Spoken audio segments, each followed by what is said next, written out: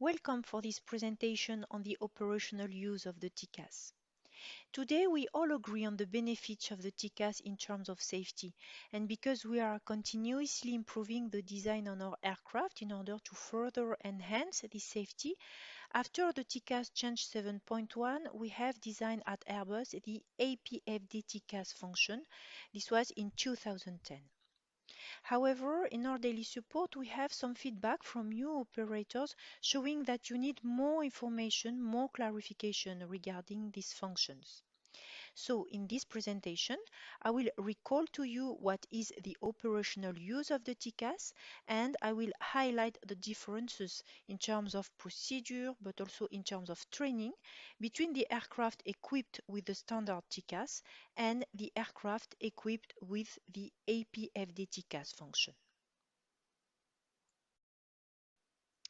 In this presentation, after a quick reminder about the TCAS Change 7, I will provide you a refresher concerning the APFD TCAS function. Then we will speak about the procedure to apply depending if the aircraft is equipped with the standard TCAS or with the APFD TCAS function. And finally, we will have a look at the most frequently asked questions. So let's start with the TCAS Change 7. The TCAS Change 7 was the first mandated since the year 2000 as per ICAO and also as per the EASA EU OPS regulation and the FAR regulation. Then we have developed at Airbus the TCAS Change 7.1, which has an European mandate to be installed on the aircraft that are produced from March 2012 and also to be retrofitted on all the other aircraft before December 2015. In addition, the ICAO has also recommended the installation of the Change 7.1 on all the aircraft that are produced from January 2014 and to be retrofitted before the end of 2017 on all the other aircraft. So what are the main differences between these two standards? With the TCAS Change 7.0, when the TCAS trigger a resolution advisory adjust vertical speed adjust, it requires to adjust the vertical speed in order to fly within the green zone of the TCAS vertical speed. For example, here, the pilot must reduce the vertical speed, but in fact, the array does not clearly say what is exactly the maneuver and does not indicate the sense of the correction, meaning reducing or increasing the vertical speed. Therefore, with the TCAS Change 7.1, we have changed this callout and we have replaced it by level off, level off, and all the other callouts remains the same between these two standards. So when this array is triggered, the pilots must level off, meaning that they must reduce the vertical speed to 0 feet per minute. So this modification ensures a better understanding of the oral alert and a better understanding of what is the action that is required. Of course, this standard provides other enhancements which are documented in Airbus World. This one is the most visible for you, flight crews. So let's now have a look at the APFD TCAS function. We have developed the APFD TCAS function in 2010 following some in-service experience that have shown the need to further enhance the aircraft response to array and also the need to reduce the crew workload and the stress that was induced by the TCAS alert. The principle of the APFD TCAS function is to integrate the TCAS orders within the autoflight in order to provide a vertical speed guidance in line with the array alert. Since 2010, we have presented this function during various flight operation and training and safety events. So we really encourage you to get a tour on Airbus World if you need more information regarding this function. So now that we have in mind the TCAS and the APFD TCAS principle, let's focus on the procedure to apply. First, on ground, the Airbus recommendation is to set the TCAS on standby in order to avoid frequency saturation and also to avoid disturbing the air traffic control. Then, before the takeoff, following the takeoff or lineup clearance, and before entering the runway, the Airbus SOP requires to set the TCAS mode on TA array as recalled in the before takeoff checklist. So here the idea is to use the TCAS as an additional means in order to check that the approach path is clear of traffic, so this increases the situational awareness. And then, after landing, the same recommendation as for the cockpit preparation. TCAS is on standby to avoid frequency saturations.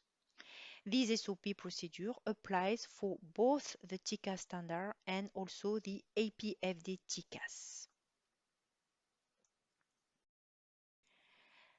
Now in flight, we are going to see that in case of TA or array, the procedure to apply are different on the standard TCAS and on the APFD TCAS. On aircraft equipped with the standard TCAS, the pilot must disconnect the autopilot and the FD bars in order to follow the TCAS orders. The main difference with the APFD TCAS function is that in case of array, the pilot will have the FD bars automatically engaged and will monitor the maneuver with autopilot and auto thrust engaged. So this is what we are going to review now, thanks to an operational scenario. Let's assume that the aircraft is in cruise while a traffic advisory triggers. At that time, no immediate action is requested, only to monitor the intruder on the ND. With the standard TCAS, the PF calls out TCAS I have control, and for the APFD TCAS equipped aircraft, the PF will call out TCAS Blue because on the FMA, the TCAS Blue indication has appeared in order to indicate to the flight crew that the APFD TCAS mode is available and that it will engage if the TA changes into an array. And at that time, if the auto thrust was disconnected, it is set to on.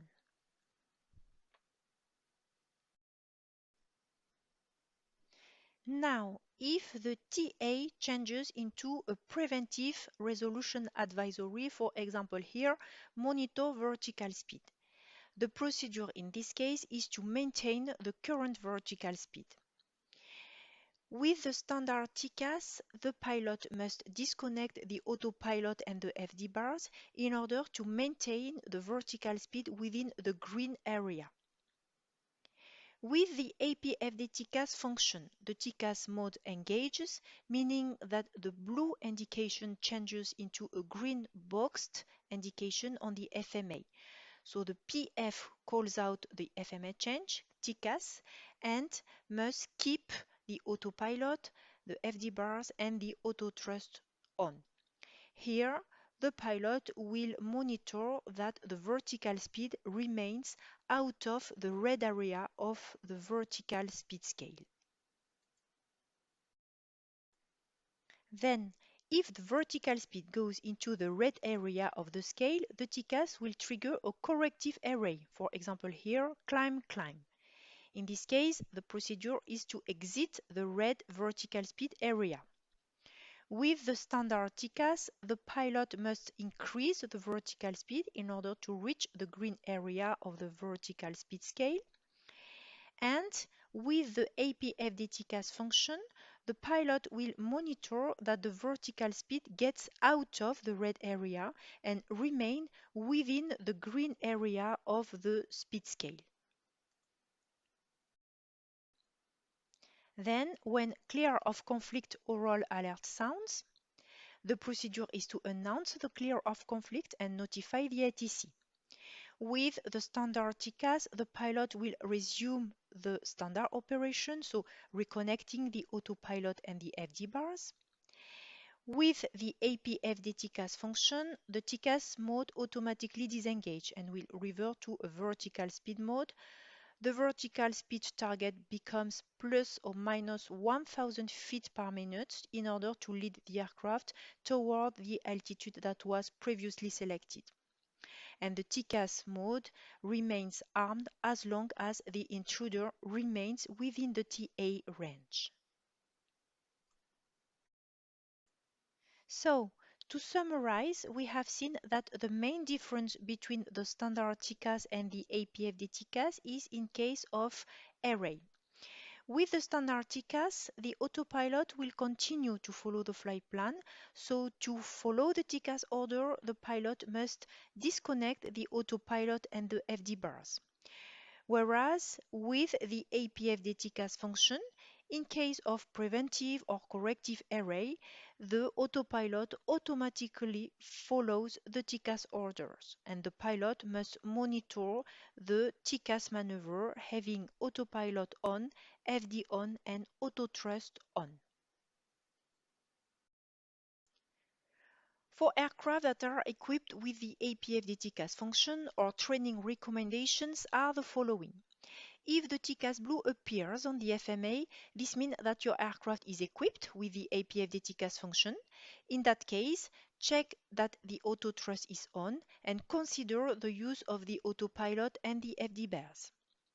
Then, in case of array, preventive or corrective, if the autopilot is on, the PF monitors the maneuvers, and if the autopilot was disconnected, the PF will follow the FD bars and monitor the vertical speed in order to fly within the green zone of the vertical speed scale.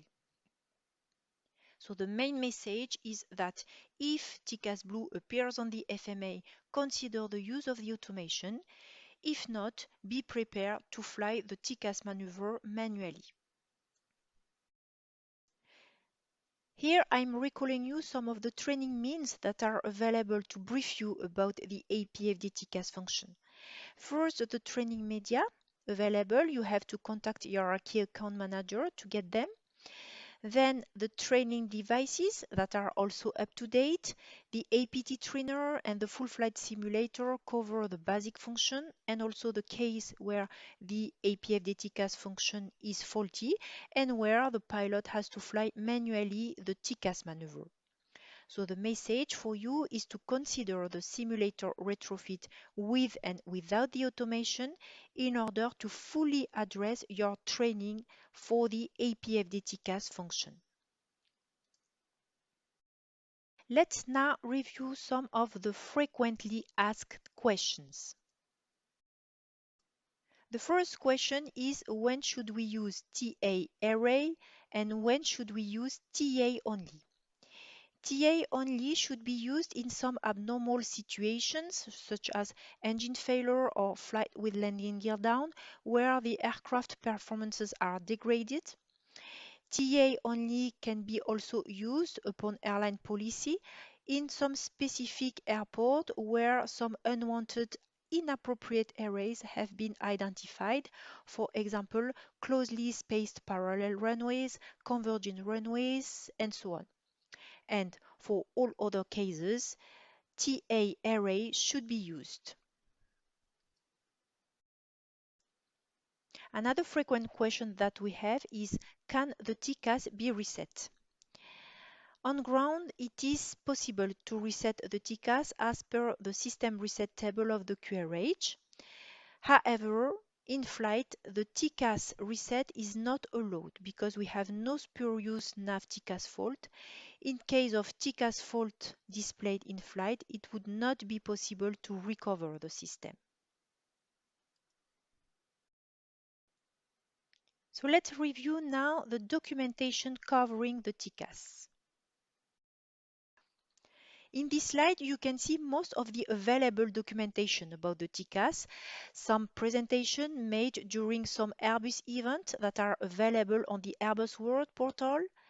You can also refer to the operational documentation, the FCOM, the FCTM, the MMEL, and also some training media. We have also the Getting to Grips with Surveillance brochure. And finally, we regularly feed our knowledge database called WISE, where you will find some article dealing with the TCAS and with the APFD TCAS function. So the message is get connection to Airbus world. This is the end of this presentation. The objective was to brief you about the TCAS and the APFD TCAS function that we encourage you to retrofit. The APFD TCAS function has brought some significant enhancement for the operation, and the different procedure must be well understood and well trained. So when you will install the APFD TCAS function on your aircraft, you will have a role to design and to provide an appropriate training to your pilots.